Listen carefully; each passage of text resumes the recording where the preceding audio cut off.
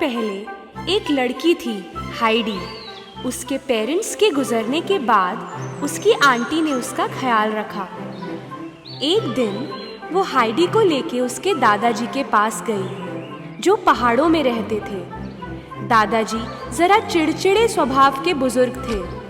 वो अकेले एक छोटी सी कुटिया में रहते थे। ये पहली बार था कि हाइडी अपने दद्दू से मिलने जा रही थी।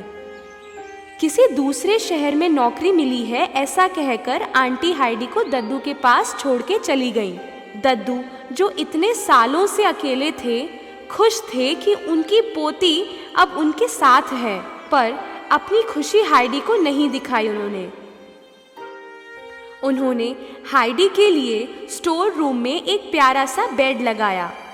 हाइडी को दद्दू बड़े पसंद आए और पहाड़ियों में उसे खुशियां मिलने लगी। सुबह उठते ही उसे दद्दू ने अपने बड़े से डॉगी जोसेफ से मिलाया। एक दिन पहाड़ों में घूमते हुए उसे पीटर मिला। पीटर द शेपर्ड, जो अपनी बकरियों को घास चरा रहा था। तुम पहले कभी दिखी नहीं मुझे यहाँ। मैं कल ही आई हूँ, अब दद्दू के साथ ही रहूंगी। अगले दिन वो दोनों एक साथ पहाड़ों में घूमने फिरने लगे। हाइडी की लाइफ बड़ी मजेदार चल रही थी। उसे बहुत प्यार मिल रहा था। पीटर ने शेपर्ड बनना भी सिखाया। पूरा दिन पहाड़ियों में दौड़ा भागी करते हाइडी बहुत खुश थी, पर वो दद्दू के घर के काम में भी हाथ बटाती थी। अपने दद्दू के अवन में ब्रेड बेक करना उसका फेवरेट काम था। वो ब्रेड बना के पीटर की दादी को देती थी और बदले में पीटर की दादी उसे ताज़ा बकरी का दूध पिलाती थी। एक दिन गर्मी के बाद जाड़े का मौसम आ गया। पीटर के स्कूल जाने का वक्त आ गया और हाइडी अकेली हो गई। एक दिन अचानक हाइडी की आंटी उसे वापस शहर ले जाने आई, उसे घर में ही पढ़ा के काम कराने। दद्दू को ये सुनकर बहुत बुरा लगा और वो माने नहीं, पर जरा सोचने पर उन्हें लगा कि ये हाइडी के लिए अच्छा ही रहेगा कि वो शहर में पढ़ाई लिखाई करे। मुझे यहाँ से नहीं जाना, मुझे दद्दू के पास ही रहना है। पर आंटी के ये कहने पर कि वो उसे कुछ ही दिनों में वापस ले आएंगी, हाइडी मान गई। ट्रेन में लंबा सफर तय करके वो एक महल जैसे घर में पहुंचे। वाओ, इतना बड़ा घर! मैं क्या इस घर में रहने वाली हूँ? हाइडी घर की प्यारी क्लारा से मिली। क्लारा चल नहीं पाती थी क्योंकि उसका एक्सीडेंट हो गया था। आंटी हाइडी को यहाँ लेकर आई थी ताकि क्लारा को एक दोस्त मिल जाए। ये दोनों बहुत जल्द ही बेस्ट फ्रेंड्स बन गए।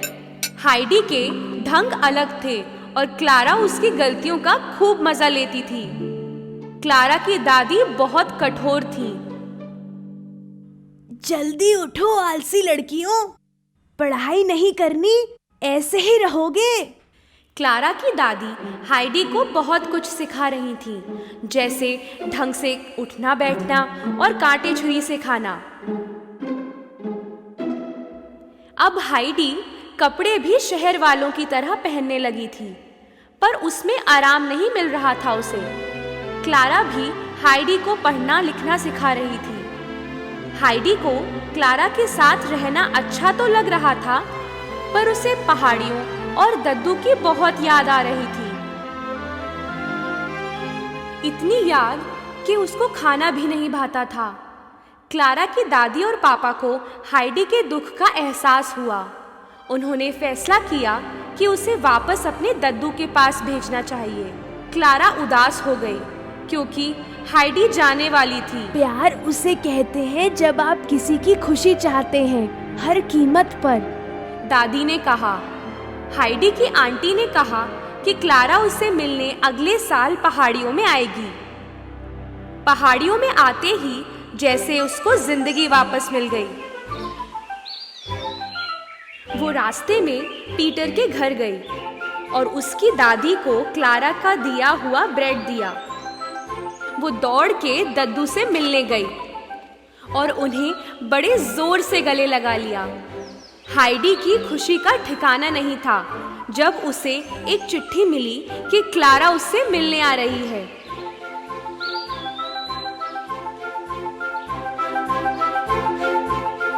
क्लारा को पहाड़ियों और पीटर दोनों पसंद आए, पर पीटर जरा अनमना सा था क्योंकि उसे लग रहा था कि क्लारा हाइडी को अपने साथ वापस शहर ले जाएगी। ये तीनों मिलके बहुत मौज मस्ती कर रहे थे। पहाड़ियों की ताज़ी हवा, ताज़े फल, सब्जी क्लारा की सेहत के लिए अच्छे थे। पर पीटर को क्लारा से जलन होने लगी क्योंकि वो हाइडी की बेस्ट फ्रेंड थी। पीटर को क्लारा को व्हीलचेयर में बिठाना और घुमाना बिल्कुल भी पसंद नहीं था। एक दिन उसने क्लारा की व्हीलचेयर को पहाड़ से नीचे ढकेल दिया। उसे लगा कि इससे सारी प्रॉब्लम्स सॉल्व हो जाएंगी। ताज़ी हवा के सहारे और बिना व्हीलचेयर के क्लारा में काफ़ी ताकत आ गई और वो हाइडी के साथ धीरे धीरे चलने भी लगी और फिर खुद अकेले बिना किसी सहारे के चलने लगी। मैं चल रही हूँ हाइडी, ये सब तुम्हारी वजह से। एक दिन क्लारा की दादी और पापा वहां आए और वो चौंक गए। उसे चलते हुए देख उन्होंने दद्दू और हाइडी को जी भर के थैंक यू बोला। उसी समय पीटर को अपने किए पर पछतावा हुआ। उसने क्लारा की व्हीलचेयर को ढकेलना कबूल किया। मैं आप सबसे माफ़ी चाहता हूँ, बहुत गलत किया मैंने। माफ तो करेंगे ही, है ना क्लारा? भले ही तुमने गलत किया, पर उसका चलना सबसे बड़ी खुशी है।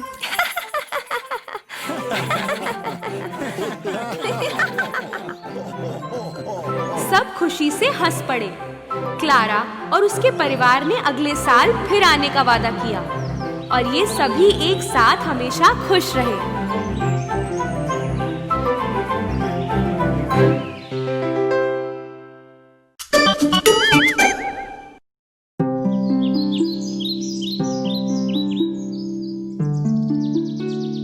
कई साल पहले दूर एक भूमि पर एक राजकुमार रहता था।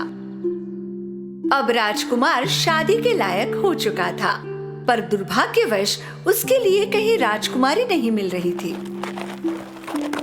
अपनी राजकुमारी को खोजने के लिए उसने पूरी दुनिया की यात्रा की। पड़ोसी साम्राज्यों की भी सभी राजकुमारियों ने राजकुमार से मिलने के लिए राजमहल का दौरा किया, लेकिन राजकुमार को सही राजकुमारी चुनने का प्रयास करने में मुश्किल हो रही थी। उसके पिता राजा चाहते थे कि उनके बेटे को असली राजकुमारी मिल जाए। इतने साल प्रयास करने के बाद उसने सही राजकुमारी को पाने की पूरी आशा खो दी। दुखद, निराशाजनक और गहरे विचारों के राजकुमार ने अपना जीवन जीना जारी रखा। राजा और रानी वास्तव में उसकी स्थिति से बहुत दुखी थे। एक और दुखी रात जब वो वहाँ सोचते बैठे थे, एक बड़ा सा तूफान शुरू हुआ। जोरदार बारिश शुरू हो गई, बिजली गरज रही थी, गड़गड़ाहट की आवाज महल में गूंजने लगी। राजकुमार सोने की कोशिश करने में कठिनाई महसूस कर रहा था, क्योंकि वो अपनी खिड़की से कड़कती बिजली देख रहा था और दूसरी ओर अपने भविष्य की राजकुमारी के बारे में सोच रहा था। महल में सभी आवाजों के शोर में एक नौकर ने महसूस किया कि कोई दरवाजा खटखटा रहा है। उसने दरवाजा खोला तो देखा बारिश में भीगी हुई एक लड़की कपकपाती हुई खड़ी थी। पूरे राज्य में गरीब युवा लड़कियों में वो अभी भी बहुत सुंदर और नाजुक लग रही थी। बड़ी कठिनाई के साथ उसने बात की। क्या आप मुझे कृपया अंदर आने देंगे? मैं अकेली हूँ और जंगल में खो गई हूँ। नौकर को उसकी दया आई और उसने तुरंत राजा रानी को खबर दी। हम इस समय किसी आगंतुक को अंदर आने से मना नहीं कर सकते। उसे अंदर ले आओ।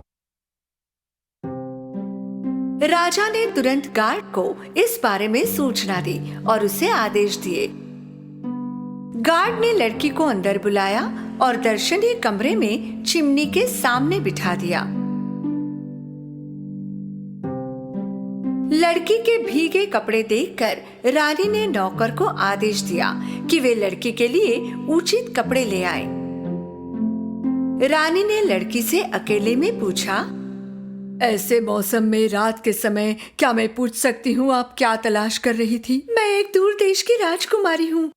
मेरे महल पर दुश्मनों ने हमला किया। मुझे बचाने के लिए माता पिता ने मुझे 2 सैनिकों के साथ भेज दिया। मध्य रात्रि के बाद तूफान के कारण हम एक दूसरे से अलग हो गए और मैं यहाँ आ गई। आपका महल देखा। मुझे अंदर लेने के लिए बहुत बहुत धन्यवाद। रानी को विश्वास करना मुश्किल हो गया, पर उससे भी ज्यादा मुश्किल था उसे महल से बाहर भेजना।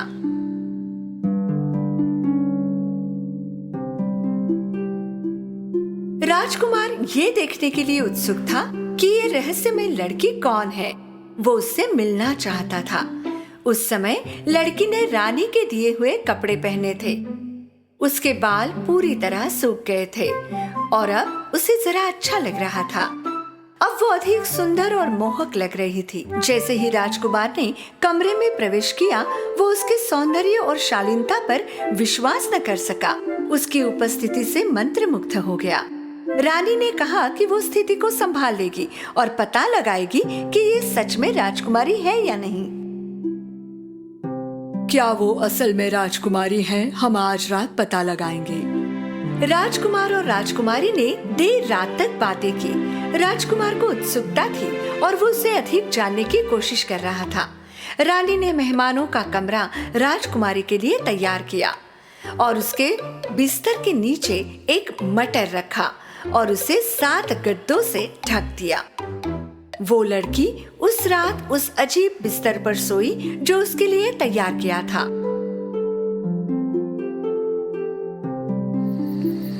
दूसरी सुबह रानी ने उस लड़की के उठने का इंतजार किया और जब वो जागी तब उसे पूछा, कल रात अच्छी नींद आई? मैं बहुत भाग्यशाली हूँ कि आपने मुझे आश्रय दिया, लेकिन मुझे अच्छी नींद नहीं आई। अच्छा, सच में? क्या मैं पूछ सकती हूँ क्यों? मेरे शरीर में दर्द है। मेरी पीठ दर्द कर रही है। ऐसा लगता है जैसे पूरी रात मैं किसी सख्त चीज पर सोई थी। रानी को इसी जवाब का इंतजार था। उसे पता था कि केवल एक राजकुमारी ही गद्दे की 7 परतों में ढके बिस्तर के अंदर ऐसी असुविधा महसूस कर सकती है। वो राजकुमार के पास गई और जो कुछ हुआ उसे बताया। ये सब सुनकर और आखिरकार ये जानकर कि वो एक असली राजकुमारी है, राजकुमार अपनी खुशी छिपा नहीं पाया। राजकुमार ने राजा से कहा कि वो राजकुमारी से शादी करना चाहता है और राजा ने उसकी इच्छा मान ली। राजकुमार ने कहा कि जब तक उनके राज्य में युद्ध खत्म ना हो, वो कुछ दिन महल में रह सकती है। इतना ही नहीं, उन्होंने उनके देश को बचाने में मदद के लिए अपनी सेना भी भेज दी। और जल्द ही राजकुमार ने राजकुमारी के सामने विवाह का प्रस्ताव रखा। क्या तुम मुझसे विवाह करोगी राजकुमारी? और जैसे ही उसे अपना जवाब मिला, वे खुशी से रहने लगे।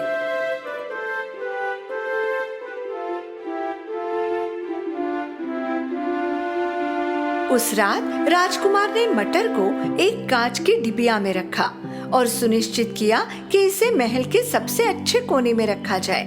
कई सालों तक जिनका प्यार पर विश्वास था, ऐसे लोग इस मटर को देखने आते थे। राजकुमार और राजकुमारी की ये कहानी कई सालों से बताई जा रही है।